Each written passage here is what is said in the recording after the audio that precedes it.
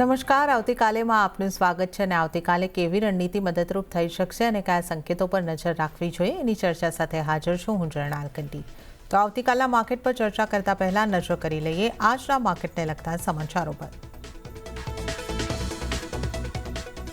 બજારમાં આજે રહ્યો ભારે ઉતાર ચઢાવ સાથેનો કારોબાર। નિફ્ટીમાં 23,700ના સ્તરની નીચે મામૂલી ઘટાડા સાથે ક્લોઝિંગ, પરંતુ બેંક નિફ્ટીમાં લગભગ 200 પોઈન્ટની તેજી, તો મિડ કેપ અને સ્મોલ કેપ શેર્સમાં પણ સારો ઉછાળો। રૂપિયાનું રેકોર્ડ નીચલા સ્તર ઉપર ક્લોઝિંગ ₹40 પૈસા નબળો થઈને 87.47 પ્રતિ ડોલરના રેકોર્ડ નીચલા સ્તર ઉપર બંધ। પ્રોપર્ટી મોનેટાઇઝેશન પર સીએનબીસી બજારના એક્સક્લુઝિવ સમાચારથી 18% જેટલો ઉછળ્યો।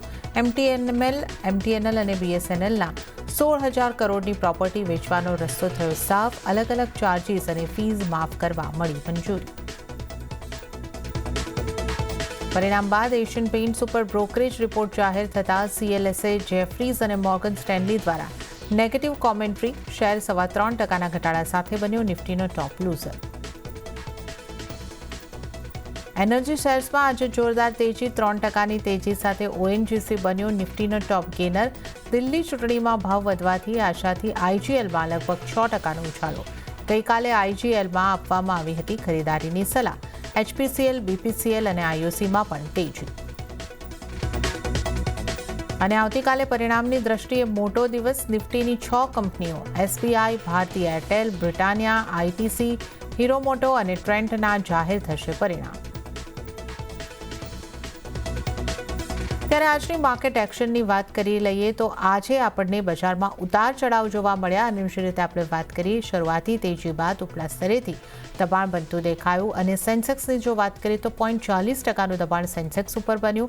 78,271 ઉપર સેન્સેક્સનું ક્લોઝિંગ થયું અને નિફ્ટીની વાત કરી લઈએ તો 0.18%ના દબાણ સાથે 23,696 ઉપર લાલ નિશાનમાં નિફ્ટીનું ક્લોઝિંગ પણ થતું આપણે જોઈ શકીએ છીએ। પણ મિડ કેપની વાત કરીએ તો અહીંયા લીલા નિશાનની અંદર ક્લોઝિંગ રહ્યું છે 0.68%ની મજબૂતી સાથે 54,180 ઉપર મિડ કેપનું ક્લોઝિંગ અને બેંક નિફ્ટીમાં પણ લીલા નિશાનમાં જ ક્લોઝિંગ આવ્યું છે 0.37%ની મજબૂતી સાથે 50,343 પર બેંક નિફ્ટીનું ક્લોઝિંગ આપણે જોઈ શકીએ છીએ। એડવાન્સ રિક્લાઇન રેશિયો જે છે એ પણ પોઝિટિવ રહ્યો છે। 1846 શેર્સની અંદર આજે મજબૂતી બની છે તો 768 શેર્સની અંદર આજે વેચવાલી આવતી દેખાય છે। નિફ્ટીના ટોપ ગેનર અને લૂઝર કાઉન્ટર ઉપર નજર કરી લઈએ।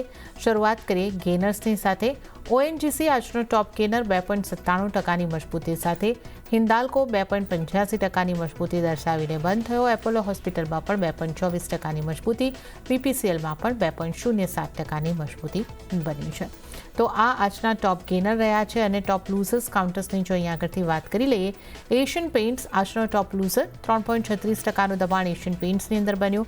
ટાઇટનમાં 2.97%નું દબાણ છે। નેસ્લે ઇન્ડિયામાં 2.20%નું દબાણ અને એચયુએલમાં 1.93%નું દબાણ આજના દિવસે બનતું આપણે જોયું છે। તો આજના ટોપ લૂઝર કાઉન્ટર્સની પણ વાત કરી અને હવે આવતીકાલના બજારની વધુ ચર્ચા કરવા આપણી સાથે જોડાઈ ગયા છે બુલવેવ રિસર્ચ ફર્મના અમિત બસ્તાકિયા। અમિતજી, સ્વાગત છે આપનું સીએનબીસી બજાર પર અને ગુડ ઇવનિંગ। તેમજ આજે આપણે જે રીતે જોયું મજબૂતી સાથે શરૂઆત થયા બાદ દબાણ થોડું બનતું દેખાયું છે પણ આપણે કહી શકીએ કે 23,700થી થોડું નીચે જ આપણે એક 4 પોઈન્ટની 23,700ની નીચે ક્લોઝિંગ જોયું છે 23,696નું। તો આ ક્લોઝિંગને તમે કઈ રીતે જોઈ રહ્યા છો અને આવતીકાલ માટે કઈ રીતની રણનીતિ નિફ્ટી પર રાખવાની સલાહ આપશો? નિફ્ટીમાં આપણે વાત કરીએ સૌ પ્રથમ તો જે પ્રમાણે આપણે પાછલા સપ્તાહમાં વાત કરી હતી કે અગર નિફ્ટીમાં 23,200નું જો બ્રેકઆઉટ થશે તો 23,600 અને 24,100 સુધીના ભાવો આપણે જોવા મળી શકે છે અને એ જ પ્રમાણે આપણે જોવા મળી રહ્યું છે અને આજે નિફ્ટીનું એક હાઈ જે 23,800નું એક લેવલ જોવા મળ્યું હતું। તો આવનારા ટાઈમમાં હું એક એક્સપેક્ટ કરું છું કે એક સાઇડવેઝ મોમેન્ટમ જોવા મળી શકે છે અને એક 23,000નો એક સ્ટ્રોંગ અહીંયા સપોર્ટ જોઈ રહ્યો છું। તો અગર આ લેવલની આજુબાજુ પાસે કંઈક પ્રાઇસ આવે છે અને જો નવા રિવર્સલ યા બ્રેકઆઉટ મળે છે તો ત્યાંથી પછી બાઇંગ અને ડિપ્સની સલાહ રહેશે, પરંતુ હાલ પૂરતું એક સાઇડવેઝ મોમેન્ટમ જોવા મળી શકે છે તો એક ઇન્ડેક્સને એવોઇડ કરવાની સલાહ રહેશે મારા તરફથી। સાથે સાથે વાત કરીએ આપણે બેંક નિફ્ટીમાં તો બેંક નિફ્ટીમાં પર આપણે જે પ્રમાણે વાત કરી હતી પાછલા સપ્તાહમાં કે એક 48,700 નું એક બ્રેકઆઉટ લેવલ હું જોઈ રહ્યો છું. જો એનું બ્રેકઆઉટ થશે તો 50,000 અને 50,800 સુધીના ભાવ જોવા મળી શકે છે. તો અને એ જ પ્રમાણે આજે નિફ્ટીમાં બેંક નિફ્ટીમાં પણ આપણે 50,500 સુધીના હાઈ જોવા મળ્યા હતા. તો જે પ્રમાણે આપણે વાત કરી હતી એ જ પ્રમાણે જોવા મળી રહ્યું છે. હવે અગાઉ જતા એક બેંક નિફ્ટીમાં પણ એક સાઇડવેઝ મોમેન્ટમ જોવા મળી શકે છે. તો એક વેટ એન્ડ વોચની સલાહ રહેશે બંને ઇન્ડેક્સ. ઓકે, તો અહીંયા આગળથી નિફ્ટી બેંક નિફ્ટી બંને ઉપર વેટ એન્ડ વોચની સલાહ છે અહીંયા આગળથી અમિતજીની બનતી દેખાઈ રહી છે. તો આપણે અન્ય નિષ્ણાતો નિફ્ટી ઉપર કઈ રીતની સ્ટ્રેટેજી અપનાવવાની સલાહ આપી રહ્યા છે એના ઉપર પણ નજર કરી લઈએ. kushkodasara.comના કુશ કોડાસરાની સલાહ જોઈએ તો એમણે નિફ્ટીને સેલ કરવાની સલાહ આપી છે. કરંટ પ્રાઇસથી સેલ કરી શકો છો. ટાર્ગેટ 23,450નો તેઓ જોઈ રહ્યા છે અને સ્ટોપલોસ 23,780નો રાખવાની સલાહ કુશ કોડાસરા તરફથી. ત્યારે જ હવે નજર કરીએ હેન્સેક્સ સિક્યોરિટીઝના મહેશ ઓઝાની સ્ટ્રેટેજી પર. એમણે નિફ્ટીને બાય કરવાની સલાહ આપી છે 23,640થી 23,690ની વચ્ચે. ટાર્ગેટ તેઓ 23,750નો જોઈ રહ્યા છે અને એ ક્રોસ થાય છે તો 23,800 સુધીના ટાર્ગેટ પણ દેખાઈ શકે છે. સ્ટોપલોસ 23,540નો રાખવાની સલાહ મહેશ ઓઝા તરફથી બનતી દેખાઈ રહી છે. તો આપણે નિષ્ણાતોની નિફ્ટીની સ્ટ્રેટેજીની વાત કરી અને હવે આગળ વધીએ તો આવતીકાલે નિફ્ટીની દિગ્ગજ કંપની ભારતી એરટેલના પરિણામ જાહેર થવાના છે. તો કંપનીના પરિણામના અનુમાનની વિગતો લઈએ સહયોગી તૃપ્તિ કપૂરિયા પાસેથી. તૃપ્તિ, એરટેલના કેવા રહી શકે છે પરિણામ? ભારતી એરટેલના ફ્રન્ટ પર નજર કરશો તો કેવો ધોરણે કન્સો રિઝલ્ટ છે તે આવતા જોવા મળી રહ્યા છે. તેના અનુમાન પર અગર નજર કરશું તો આવકના ફ્રન્ટ પર લગભગ 4.5% ઉછાળની આપણે અપેક્ષા રાખી રહ્યા છે. 43,300 કરોડ પર આવક આવી શકે છે. નફાના ફ્રન્ટ પર નજર કરશું તો લગભગ 11% ઉછાળો આવી શકે છે અને 4,000 કરોડ પર આપણને નફાના નંબર્સ આપણે જોઈ શકીએ કદાચ. એબિટાના ફ્રન્ટ પર નજર કરશું ત્યાં પણ એક સારા ગ્રોથની અપેક્ષા રાખી રહ્યા છે. 21,846 કરોડની સામે 24,200 કરોડ પર એબિટાના નંબર્સ આવી શકે છે. માર્જિનના ફ્રન્ટ પર પણ પોઝિટિવ નંબર્સની જ અપેક્ષા છે. 53%ની સામે આપણને 55.9% પર માર્જિન્સની અપેક્ષા છે, ખાસ કરીને QOQ ધોરણે. પરંતુ ખાસ ત્યાં નજર રાખવાની રહેશે. તો કંપનીનો જે ભારતીય બિઝનેસ છે ત્યાં QOQ ધોરણે 7%ના ગ્રોથની આપણે અપેક્ષા રાખી રહ્યા છે. આફ્રિકા બિઝનેસ માટે 4%ના ગ્રોથની અપેક્ષા રાખી રહ્યા છે અને આરપુ પર ખાસ ફોકસ છે. QOQ ધોરણે 6%નો ઉછાળો આવી શકે તેવી અહીંયા આપણે ધારણા રાખી રહ્યા છે. 233ની સામે 247ની એક અપેક્ષા આરપુ માટે આપણે રાખી રહ્યા છે. એટલે ઓવરઓલ ભારતીય એરટેલ માટે પણ એક પોઝિટિવ નંબર્સની હાલમાં આપણા તરફથી એક અપેક્ષા છે. જી તૃપ્તિ, આ પરિણામોની વિગત અનુમાનોની વિગત આપવા બદલ આપનો આભાર. અને ત્યારે જ અમિતજી આપણી સાથે જોડાયેલા છે. અમિતજી, ભારતી એરટેલનો સ્ટોક આજે તો આપણે પરિણામ પહેલાં એક ફ્લેટ ક્લોઝિંગ આવતા જોઈ રહ્યા છે. કઈ રીતની સલાહ રહેશે આપની આ સ્ટોક ઉપર? વાત કરીએ ભારતી એરટેલમાં તો આ સ્ટોકમાં એક એઝ પર ઇલિયોટ વેવ હું એક ફ્લેટ કરેક્શન પેટર્ન ફોર્મેશન થાય છે એવું હું જોઈ રહ્યો છું. તો આ સ્ટોકમાં એક 1720-1750 એક હું રેઝિસ્ટન્સ ઝોન જોઈ રહ્યો છું. જો આના બ્રેકઆઉટ નથી થતા તો આવનારા દિવસોમાં એક સેલિંગ પ્રેશર આ સ્ટોકમાં પાછું જોવા મળી શકે છે. તો આ એક લેવલનું એક વોચઆઉટ રાખવાનું છે. અગર કાલે રિઝલ્ટના પણ દિવસ છે એમાં, તો જો એક રિઝલ્ટમાં આમાં જો નેગેટિવ આવે છે તો આ એક ઝોનનું બ્રેકઆઉટ થવું જોઈએ. પોઝિટિવ આવે છે તો 1720-1750ના લેવલના જો બ્રેકઆઉટ નથી થતા તો એક ડાઉન સાઇડની મોમેન્ટમ આ સ્ટોકમાં આપણે જોવા મળી શકે છે અને પ્રાઇસ 1550 થી 1500 સુધીના લેવલ પાછામાં બતાવી શકે છે. તો આ એક લેવલનું વોચઆઉટ જોવાનું રહેશે આવતીકાલે. ઓકે, તો આવતીકાલે રિઝલ્ટ પર નજર રાખવાની રહેશે, પણ જણાવેલા લેવલ ક્રોસ થાય છે તો 1500 સુધીનો ઘટાડો પણ આપણે આ સ્ટોકની અંદર આવતો જોઈ શકીએ છીએ. તો આપણે એરટેલ ઉપર ખાસ વ્યૂ લીધો છે. પણ આજના દિવસે આપણે જે રીતે જોયું એનર્જી સ્ટોક્સની અંદર સારી ખરીદારી આપણને રહેતી જોવા મળીએ તેને ONGCનું કાઉન્ટર ટોપ ગેનર રહ્યું છે લગભગ 3%ની મજબૂતી સાથે. અમિતજી, ONGCના કાઉન્ટર પર આપની કઈ રીતની સલાહ રહેશે? વાત કરીએ આપણે ONDCમાં તો ONDCમાં એક ટ્રેન્ડ લાઇન બ્રેકઆઉટ જોવા મળી રહ્યું છે. પ્રાઇસ એક બ્રેકઆઉટ પછી એક રીટેસ્ટ લેવલ પછી પાછું એક સારી તેજી પણ જોવા મળી રહી છે. અને પાછલા સપ્તાહમાં એક આના રિઝલ્ટ આવ્યા હતા જે એક નેગેટિવ હતા. 30%ના રિઝલ્ટમાં થોડો ડાઉનફોલ હતો. તે છતાં પણ એ બધું જ ડાયજેસ્ટ કરીને પ્રાઇસ એક સાઇડવેઝ મોમેન્ટમમાં અત્યારે ઊભી છે. તો આવનારા દિવસોમાં એક આમાં 275 થી 300 સુધીના લેવલ જોવા મળી શકે છે ONDCમાં. તો આમાં એક બાય ઓન ડિપ્સની સલાહ રહેશે. અને એક બ્રેકઆઉટ લેવલ તમને જણાવવા માંગીશ, અગર 270ના જો બ્રેકઆઉટ થાય છે તો 300 થી લઈને 340 સુધીના લેવલ આ સ્ટોકમાં જોવા મળી શકે છે. તો આ એક લેવલને વોચઆઉટ કરવું રહેશે. તો આવનારા દિવસોમાં એક આમાં અપસાઇડનો મોમેન્ટમ જોવા મળશે એવું મારું માનવું છે. ઓકે, તો અપસાઇડનું મોમેન્ટમ અહીંયા આગળથી ઓએનજીસીની અંદર દેખાઈ શકે છે. બાઉન્ડ ડીપની સ્ટ્રેટેજી અહીંયા આગળથી રાખીને ચાલવાની સલાહ જે છે બનતી દેખાઈ રહી છે. ટાર્ગેટ 275 અને ત્યારબાદ 300 સુધીના પણ બનતા દેખાઈ શકે છે. તો ઓએનજીસીની આપણે વાત કરી. આ ઉપરાંત ઓઇલ માર્કેટિંગ કંપનીઓમાં પણ આજે મજબૂતી રહી. બીપીસીએલ, HPCL, IOC આ બધા જ એક પોઝિટિવ ટ્રેન્ડની અંદર આપણને બંધ થતા દેખાય છે. 2% મજબૂતી BPCLની અંદર રહી છે. HPCL પણ મજબૂતી સાથે જ કારોબાર કર્યો હતો આજે. તો અહીંયા આગળથી આપની કઈ રીતની સલાહ રહેશે? અગર આપણે BPCL નો ચાર્ટ અગર સ્ટડી કરીએ છીએ તો BPCL માં પ્રાઇસ ટ્રેન્ડ લાઇનની નીચે છે અત્યારે. ડેલી અને વીકલીમાં 90 અને 200 ની એવરેજની પણ નીચે પ્રાઇસ ટ્રેડ કરી રહી છે. તો એક ક્લિયર ઇન્ડિકેશન છે કે પ્રાઇસ હાલમાં એક ડાઉન ટ્રેન્ડમાં ટ્રેડ કરી રહી છે. તો આ સ્ટોકમાં એક ફ્રેશ બ્રેકઆઉટ થાય ત્યાર પછી નવી એન્ટ્રી કરવી જોઈએ એવું મારું માનવું છે. તો હાલમાં BPCL અને ઓઇલ્સના બધા સ્ટોક્સને એવોઇડ કરવાની સલાહ રહેશે મારા. ઓકે, તો BPCL અને ઓઇલને રિલેટેડ બધા જ સ્ટોકને અહીં આગળથી અવોઇડ કરવાની સલાહ બનતી દેખાઈ રહી છે. બ્રેકઆઉટ મળે ત્યારબાદ આપણે ફરીથી વ્યૂ લઈશું. અત્યારે અવોઇડ કરીને ચાલો, આ સલાહ અહીં આગળથી મળતી દેખાઈ રહી છે. આ ઉપરાંત આપણે MTNLમાં જે સમાચાર આવતા જોયા એના બાદ આ સ્ટોકની અંદર ખાસો મોટો ઉછાળો આપણને આવતો જોવા મળ્યો. લગભગ 18% આસપાસ આ સ્ટોકમાં ઉછાળો આવતો દેખાયો છે. તો અહીંયા તમારી કઈ રીતનો વ્યૂ બની રહ્યો છે? આટલા ઉછાળા બાદ અહીંયા શું કરવું જોઈએ? આ સ્ટોકમાં એક ન્યૂઝ બેઝ મોમેન્ટમ ક્રિએટ થઈ રહ્યો છે. તો હંમેશા એક વાર ધ્યાન રાખવું જોઈએ કે ન્યૂઝ બેઝ ટ્રેડ કરશો તો એમાં થોડો સ્ટોપ લોસ હિટ થવાના ચાન્સ વધારે હશે. અને પ્રાઇસ હાલમાં એક 18% એક મોમેન્ટમ આજના દિવસે જોવા મળ્યું છે. તો આ લેવલ પર નહીં પણ એક આમાં બાય ઓન ડિપ્સની સલાહ રહેશે. અને આવનારા દિવસોમાં એક 63 અને 70 સુધીના લેવલ આ સ્ટોકમાં જોવા મળી શકે છે. તો આ લેવલ નહીં પણ પ્રાઇસ અગર જો બાય ઓન ડિપ્સ કરી શકાય છે તો દરેક ઘટાડે આ સ્ટોકમાં એક નવી એન્ટ્રી કરી શકાય છે. સ્ટોપ લોસ રાખવામાં રહેશે એક 40 રૂપિયાનો. તો 40ના સ્ટોપ લોસ થી બાય કરી શકાય છે બાય ઓન ડિપ્સ તરીકે. અને આવનારા દિવસોમાં એક 63 અને 70 સુધીના પ્રાઇસ આ સ્ટોકમાં જોવા મળી શકે છે. ઓકે, તો MTNLમાં આ લેવલથી નહીં પણ ઘટાડે ખરીદી કરીને ચાલી શકો છો. 40નો સ્ટોપ લોસ રાખવાનો રહેશે અને 63 થી 70 સુધીના ટાર્ગેટ MTNLની અંદર બનતા દેખાઈ શકે છે. તો આ આપણે ખાસ કરીને આજે સમાચારોના પગલે આવેલી મજબૂતીની વાત કરી છે. પણ આજે મજબૂતી મેટલ કાઉન્ટરમાં પણ રહી છે. હિન્ડાલ્કોનું કાઉન્ટર જો આપણે જોઈએ તો 2.85% જેવું મજબૂત થતું દેખાયું. અને આ તરફ હિન્દ ઝિંક 6.5-7% જેવું મજબૂત થતું દેખાયું છે. અમિતજી, મેટલને લગતા સ્ટોક્સમાંથી આપની કયા સ્ટોક પર પસંદગી રહેશે? કઈ રીતની સલાહ રહેશે? અગર હિન્ડાલ્કોની વાત કરીએ તો હિન્ડાલ્કો હાલમાં એક ટ્રેડ લાઇનના સપોર્ટ ઉપર છે. પરંતુ અગર અપસાઇડની ઉપર જોઈએ તો એક ટ્રેડ લાઇનનો નવો એક રેઝિસ્ટન્સ જોવા મળી રહ્યો છે.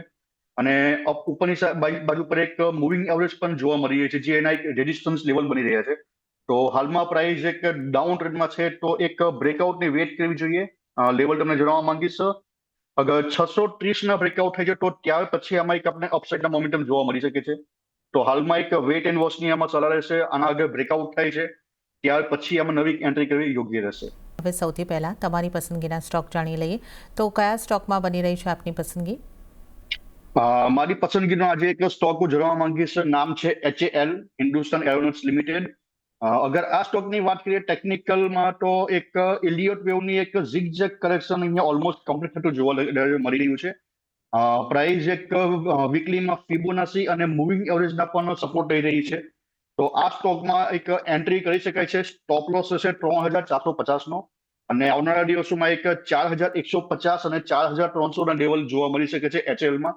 તો આ એક મારો પસંદગીનો સ્ટોક છે. અને માર્કેટમાં જે પ્રમાણે હમણાં સાઇડવેઝ મોમેન્ટમ છે તો કોઈક નવા સ્ટોકમાં બ્રેકઆઉટ યા રિવર્સલ નથી મળી રહ્યા. તો મારા તરફથી હાલ એક સ્ટોક આપવાનું પસંદ કરીશ. ઓકે, તો એક સ્ટોક ઉપર જ અહીંયા આગળથી આપને માટે ટ્રેડિંગ કોલની સલાહ મળતી દેખાઈ રહી છે. HALની અંદર ખરીદારી કરીને ચાલો 3450 સ્ટોપ લોસ, 4150ના ટાર્ગેટ માટે અહીંયા આગળથી ખરીદારી કરીને ચાલવાની સલાહ બનતી દેખાઈ રહી છે. ત્યારબાદ 4300 સુધીનો એક બીજો ટાર્ગેટ પણ અચીવ થઈ શકે છે. તો HAL ઉપર ખાસ સલાહ બની રહી છે. હવે અમિતજી, બેંક્સની વાત કરી લઈએ પણ SBIથી શરૂઆત કરીએ. ત્યાં જે દબાણ રહેતું દેખાયું છે અને રિઝલ્ટ્સ પણ આગળ હવે લાઇનઅપ છે.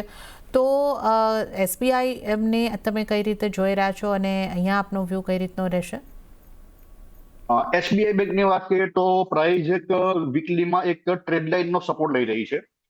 સાથે સાથે એઝ પર ઇલિયટ વ્યૂ વાત કરીએ તો એક ફ્લેટ કરેક્શન પેટર્ન ઓલમોસ્ટ અહીંયા કમ્પ્લીટ જોવા મળી રહ્યું છે. તો આ સ્ટોક આ લેવલથી પણ બાય કરી શકાય છે 690 ના સ્ટોપ લોસ સાથે, અને આવનારા દિવસોમાં 840 અને 910 સુધીના લેવલ આમાં જોવા મળી શકે છે. તો આ સ્ટોકમાં એક નવી એન્ટ્રી કરી શકે છે. ફ્લેટ કરેક્શન કરાવ ઓલમોસ્ટ કમ્પ્લીટ છે, અને ત્યાર પછી આપણે એક અપસાઇડની મોમેન્ટમ હંમેશા જોવા મળતી હોય છે. તો આ સ્ટોકમાં પણ એ જે વસ્તુ જોવા મળી શકે છે. તો એક સ્ટ્રિક્ટ સ્ટોપ લોસ રાખવો રહેશે, કારણ કે રિઝલ્ટ હજુ આના આવવાના બાકી છે. તો એક 690 નો સ્ટ્રિક્ટ સ્ટોપ લોસ રાખીને આ સ્ટોકમાં એન્ટ્રી કરી શકાય. ઓકે, 690નો સ્ટોપ લોસ રાખીને આ સ્ટોકની અંદર એસબીઆઈની અંદર તમે ખરીદારી કરીને ચાલી શકો છો. તો આ વ્યૂ આપણે એસબીઆઈ બેંક ઉપર લીધો છે, પણ આપણે અન્ય બેંક્સની, પ્રાઇવેટ બેંક્સની પણ વાત કરી લઈએ.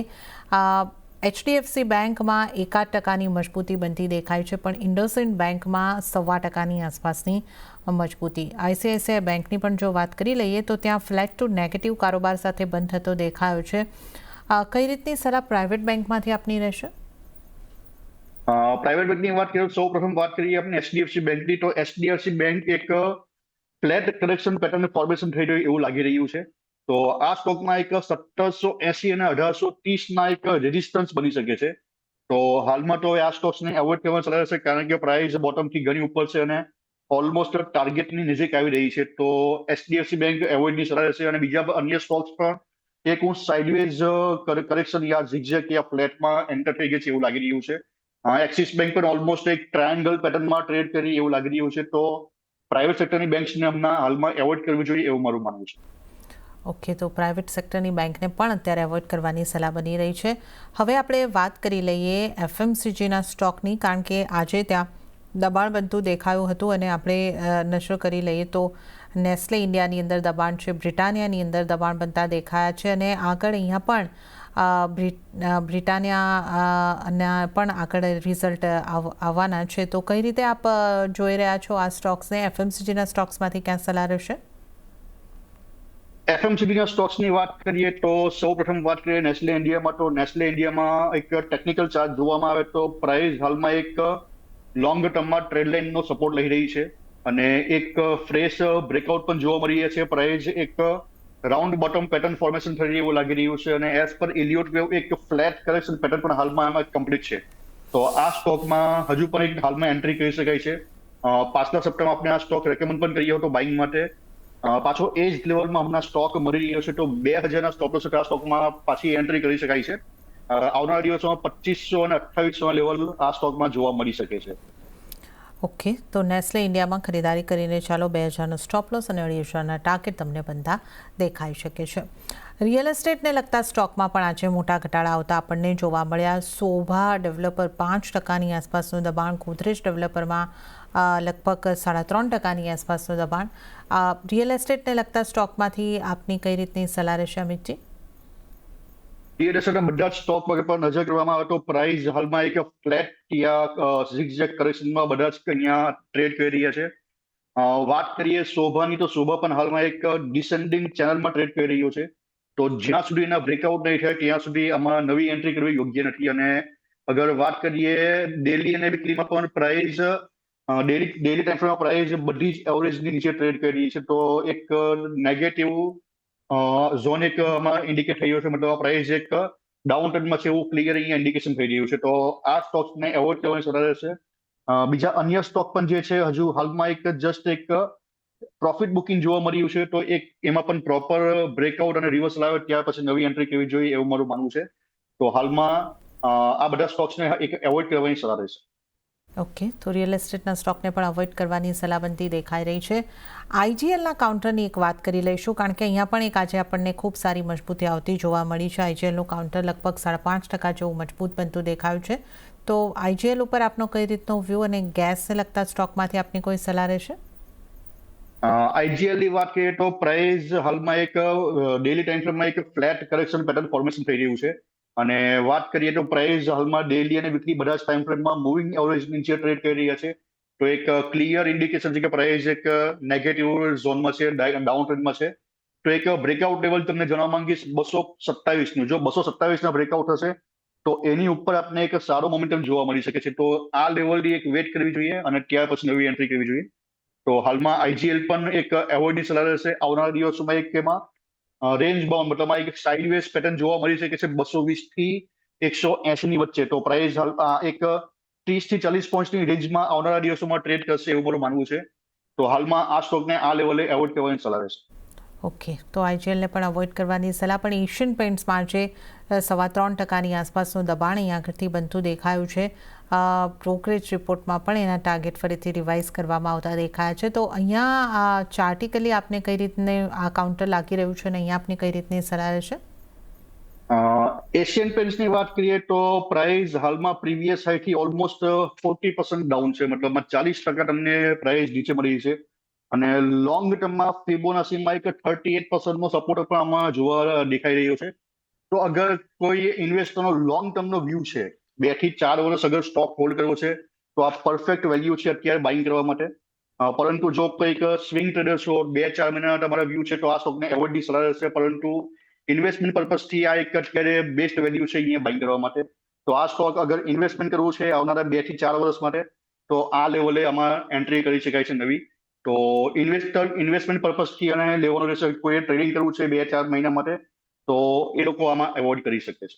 ઓકે, તો ટ્રેડિંગ માટે એશિયન પેઇન્ટ્સને અવોઇડ કરો. ઇન્વેસ્ટમેન્ટ કરવું હોય 2 થી 4 વર્ષનો સમય આપવો હોય તો તમે અહીંયા આગળથી ખરીદારી કરીને એશિયન પેઇન્ટ્સની અંદર ચાલી શકો છો. તો આ વ્યૂ એશિયન પેઇન્ટ્સના આવેલા ઘટાડા પર આપણે લીધો છે. ટાઇટનમાં પણ 3% જેટલો ઘટાડો આવતો દેખાયો છે. અહીંયા પણ એક પરિણામની ઇમ્પેક્ટ પણ રહી છે. તો કઈ રીતે આપ ટાઇટનને જોઈ રહ્યા છો?